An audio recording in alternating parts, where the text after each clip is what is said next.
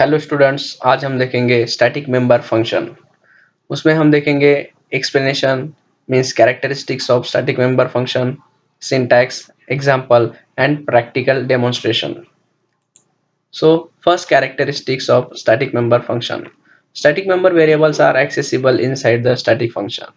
Means यहाँ पर आप सिर्फ स्टैटिक मेंबर वेरिएबल ही यूज कर सकते हैं स्टैटिक मेंबर फंक्शन के अंदर। आप नॉर्मल वेरिएबल्स का यूज नहीं कर सकते क्योंकि वो फंक्शन के अंदर एक्सेसिबल नहीं रहते।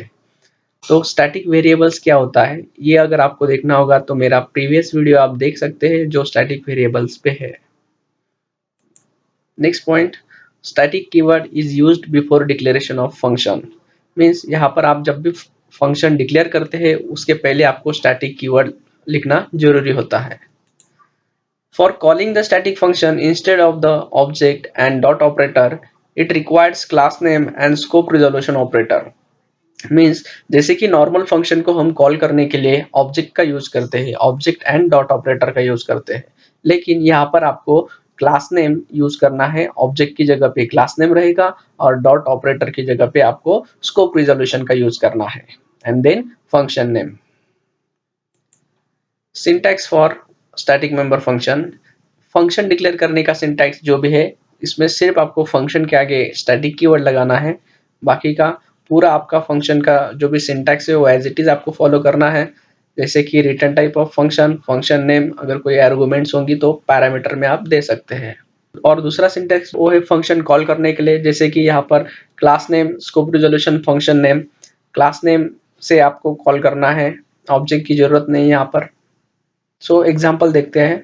XYZ क्लास का नाम दिया हुआ है। काउंट ये स्टैटिक वेरिएबल है, ये इनसाइड डिक्लेयर करने का सिंटैक्स है, जैसे कि static keyword, data type of variable and then variable name. लेकिन सिंगल इनसाइड डिक्लेयर करने से काम नहीं चलेगा, यहाँ पे मैंडेटरी है कि आउटसाइड भी डिक्लेयर करना पड़ता है। इसीलिए उसका डेटा टाइप, वो कौन से क्लास में आपने डिक्लेयर किया उस क्लास का नाम, that is XYZ, scope resolution and then variable name. Display नाम का फंक्शन है जो स्टैटिक हमने किया हुआ है, स्टैटिक वॉइड डिस्प्ले। उसके अंदर हम सिर्फ स्टैटिक ही वेरिएबल एक्सेस कर सकते हैं, इसीलिए हमने ये काउंट नाम का वेरिएबल यहाँ पर एक्सेस किया हुआ है, काउंट को डिस्प्ले किया हुआ है यहाँ पे। अगर आप यहाँ पर नॉर्मल वेरिएबल अगर डिक्लेयर करते हैं और उसको एक्सेस करने का ट्राई करते हैं तो एक्सेसिबल नहीं होगा, वो एरर देगा। वो हम प्रैक्टिकल डेमोन्स्ट्रेशन में वैसे देखेंगे। यहाँ पर इंट मेन के अंदर XYZ क्लास का x1 ऑब्जेक्ट क्रिएट किया हुआ है, डिस्प्ले फंक्शन को कॉल किया है, लेकिन यहाँ पर कॉल करने के लिए ऑब्जेक्ट की जरूरत नहीं होती, क्लास नेम से कॉल करना पड़ता है, इसीलिए XYZ, scope resolution and then function name. आपके दिमाग में क्वेश्चन आया होगा, सर यहाँ पर हमने x1 क्रिएट किया हुआ है ऑब्जेक्ट, तो उसकी जरूरत नहीं तो क्यों क्रिएट किया? तो ये मैंडेटरी है, उसको क्रिएट करना ही पड़ता है, क्योंकि when the object is created memory is allocated. Means आप जब भी ऑब्जेक्ट क्रिएट करोगे तभी उसके जो भी मेंबर वेरिएबल्स रहेंगे उनके लिए मेमोरी अलोकेट होगी। अगर आप ऑब्जेक्ट ही क्रिएट नहीं कर रहे यहाँ पे तो उनके लिए मेमोरी अलोकेट नहीं होगी। क्लियर है? चलो तो फिर हम प्रैक्टिकल डेमोन्स्ट्रेशन देखते हैं उसका। सो टर्बो सी ओपन किया है, यहाँ पर header files iostream.h input output operation perform करने के लिए जरूरी है। सेकंड हेडर फाइल conio.h जो getch फंक्शन के लिए जरूरी है। Class name XYZ, inside class member variables, declaration of member variable, static int count। Count ये वेरिएबल जो स्टैटिकली हम डिक्लेयर कर रहे हैं, जो नॉर्मल वेरिएबल नहीं है। पब्लिक सेक्शन के अंदर हम स्टैटिक फंक्शन डिक्लेयर करेंगे, static void function name is display.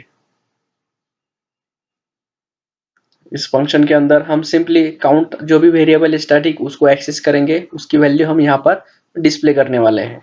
इसीलिए count insertion operator, count is equal to count variable का नाम एंड लास्ट में endl. So control new line पे जाना चाहिए।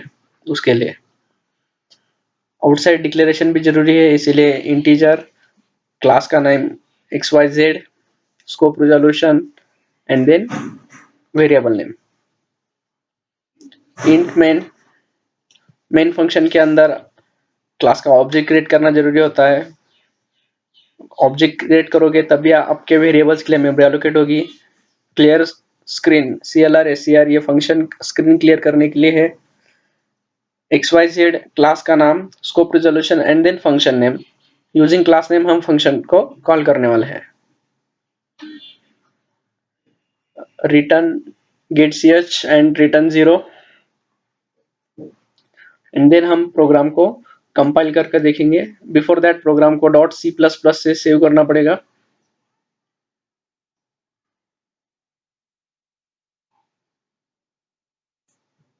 sf.cpp प्रोग्राम को कंपाइल किया, एरर नहीं है, 0 एरर। एग्जीक्यूट किया तो काउंट इज इक्वल टू 0, जो काउंट वेरिएबल है उसको डिस्प्ले कर रहा है।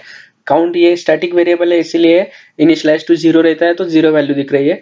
इंट नंबर नाम का एक वेरिएबल मैंने डिक्लेयर किया, जो नॉर्मल वेरिएबल है उसको हम स्टैटिक फंक्शन के अंदर एक्सेस कर देखेंगे। अगर वो एक्सेस नहीं हो रहा है या हो रहा है चेक करेंगे। कंपाइल किया तो वो एक एरर दे रहा है। क्या एरर है? Member number can not be used without an object, means हम नॉर्मल वेरिएबल को एक्सेस नहीं कर सकते। ओके, सो मैं फिर से उसको रिमूव कर रहा हूँ, डिलीट कर रहा हूँ एंड देन उसको एग्जीक्यूट करके दिखाता हूँ। ओके, हो रहा?